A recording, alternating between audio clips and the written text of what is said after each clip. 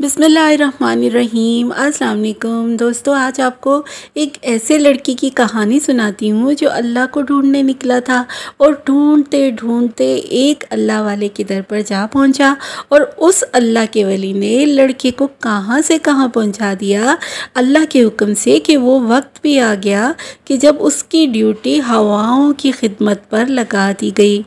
वो लड़का वली कैसे बना, कैसे उसके दिल में इश्क़ इलाही की शमा जली और कैसे उसने फैज़ हासिल किया, ये सब तफसील से जानिएगा इस कहानी में। और इस कहानी को आपने पूरा और ध्यान से समाअत फरमाना है।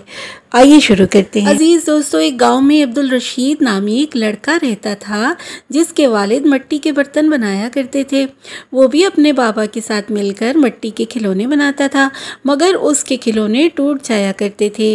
एक दिन वो रोने लगा और शिकवा करने लगा कि बाबा, मेरे खिलौने क्यों टूट जाते हैं, आपके बनाए हुए बर्तन तो नहीं टूटते। उसके वालिद ने जवाब दिया, क्योंकि मैं उन्हें आग में पकाता हूँ। यही हाल इंसान का है। इंसान के अंदर भी एक ख़ास हरारत और तवानाई मौजूद है।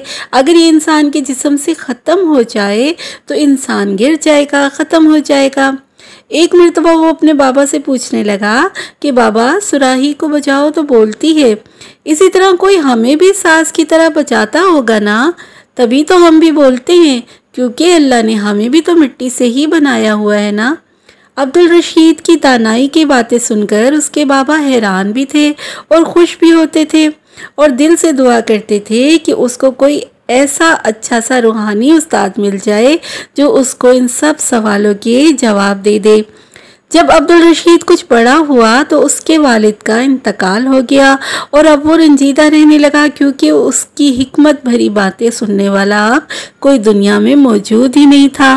ना कोई सुनता था उसको, ना कोई समझता था। अपने वालिद के इंतकाल के बाद अब्दुल रशीद ने उनका काम संभाल लिया और मिट्टी से अपनायत महसूस करता था और बहुत ही प्यारे प्यारे अच्छे अच्छे बर्तन और खिलौने मिट्टी से बनाने लगा। अब्दुल रशीद की दानाई का किस्सा उसके एक टीचर जो कि स्कूल में पढ़ाया करते थे उन्हें भी मालूम था।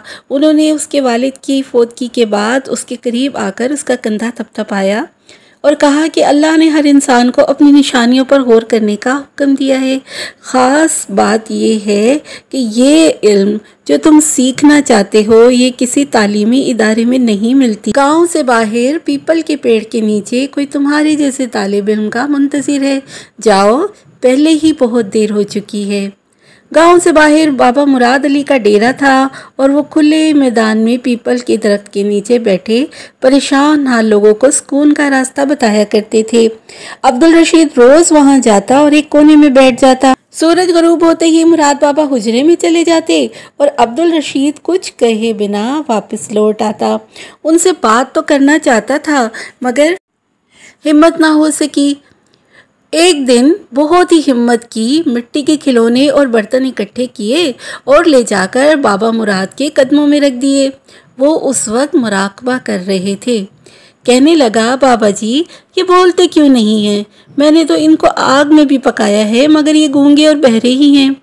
उन्होंने आंखें खोली और मिट्टी के खिलौनों पर एक नज़र डालते हुए कहा, ए अच्छे कुम्हार, तुमने मिट्टी को आग में पकाया ज़रूर है, मगर अभी इनमें एक आंच की कमी है और वो आंच सिर्फ एक ज़ात इनमें डाल सकती है जो कि वहदहू ला शरीक है। वो ज़ात जब किसी चीज़ को जाहिर करने का इरादा करती है तो हुक्म देती है और शय जाहिर हो जाती है।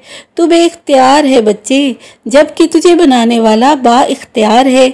हर चीज़ उसके आगे सरनगू है। मुराद बाबा पूछने लगे, अच्छा ये बताओ कि तुम्हारा नाम क्या है? लड़के ने जवाब दिया कि मेरा नाम अब्दुल रशीद है। वो फरमाने लगे कि तुम अपने अंदर के बुत को तोड़ दो। फिर उन्होंने एक टूटा हुआ खिलौना उठाया और कहने लगे, तुम जानते भी हो कि ये क्या है? उसने जवाब दिया कि बाबा जी, ये तो कुग्गू है। उन्होंने कहा कि इसे कुग्गू क्यों कहते हैं? तुम्हें पता है कि कुग्गू उसे कहते हैं जो अंदर से खाली हो, उसकी अपनी कोई आवाज़ नहीं होती। बस तुमने एक कुग्गू बन जाना है जहां अपनी आवाज़ ना हो। याद रखो कि वहाँ एक ही आवाज़ बुलंद होती है और वो हक की आवाज़ होती है। وہ آواز جو کائنات میں گونج رہی ہے وہی آواز پھر آتی ہے اور باقی تمام آوازیں مغلوب ہو جاتی ہیں۔ بیٹا تم جانتے ہو نا کہ مٹی بے جان ہے، اس کی تاریں کہاں سے ہل رہی ہیں؟ بانسری کو پرسوز گیت کس نے دیے؟ پرندوں کو ترنم کس نے عطا کیا؟ کمہار کی انگلیوں میں حرکت کیا ہے اور کہاں سے آتی ہے؟ کون ہے وہ جس کے حکم کے بغیر کوئی ذرہ حرکت نہیں کر سکتا؟ جان لو، یہ بات تم نے سنی ہوگی کہ میں نہیں بول دی، میرا یار بول دا۔ عبدالرشید کو پیپل کے پیڑ کے نیچے بہت سارے سوالوں کے جواب مل رہے تھے۔ وہ بہت ہی خوش تھا کہ اس کے دل میں ہونے والی بے چینی کو اب قرار آنے لگا تھا۔ مراد بابا نے اسے کہا تھا کہ صبح کے وقت تم کام کیا کرو اور شام کو ڈیرے پر آ جایا کرو، کیونکہ فقیر دنیا میں رہنا سیکھتا ہے، دنیا کو چھوڑنا نہیں سیکھتا۔ وہ دن بھر برتن اور بچوں کے لیے مٹی کے کھلونے بنایا کرتا تھا اور جا کر بازار میں فروخت کر دیتا تھا۔ شام کو پیپل کے پیڑ کے نیچے پرندوں کے لیے دانا پانی کا انتظام کرتا تھا۔ پرندے اس کے گرد اکٹھے ہو جاتے اور بڑے ہی خوش ہوتے، زور زور سے چہچہاتے، اور وہ ان کی آواز سن کر مسکراتے ہوئے بابا جی کی طرف دیکھتا۔ لگتا تھا کہ ہر آواز کائنات کے ساز کے ساتھ بجتی ہے۔ اسے مراد بابا سے بہت ہی عشق ہو گیا تھا، وہ بابا جنہوں نے اس کو اللہ سے ملا دیا تھا۔ وہ ہر وقت ان کے ساتھ وقت گزارنا چاہتا تھا، مگر مراد بابا نے اسے سکھایا کہ دنیا داری میں رہ کر اللہ اللہ کرنا ہی سب سے اہم بات ہے۔ مراد بابا نے کہہ دیا تھا کہ روزی روٹی کے کام کے بعد میری طرف سے تمہارے ذمے صرف ایک ڈیوٹی ہے، جانوروں، پرندوں، ہواؤں اور گاؤں والوں کی خدمت کرنا۔ عبدالرشید بڑا ہی حیران ہوا، باقی باتیں تو اس کو سمجھ آ گئیں مگر ہواؤں کی خدمت والی بات اس کو سمجھ نہیں آئی۔ بابا جان سے کہنے لگا، بابا جان ہواؤں کی خدمت؟ میں تو خود سانس لینے کے لیے ہوا کا محتاج ہوں، میں ہواؤں کی خدمت کیسے کر سکتا ہوں؟ مراد بابا نے فرمایا، ہاں ہواؤں کی خدمت، ذہن اور زمین کی فضا کو صاف رکھو، یہ ہوا کی خدمت ہے۔ پھر کئی سال گزر گئے۔ ایک روز عبدالرشید نے مٹی کے پیالے میں بابا مراد کو پانی پیش کیا تو انہوں نے فرمایا، پانی کی فطرت بہنا اور زمین کو سیراب کرنا ہے۔ ٹھہرے ہوئے پانی میں کثافت پیدا ہو جاتی ہے۔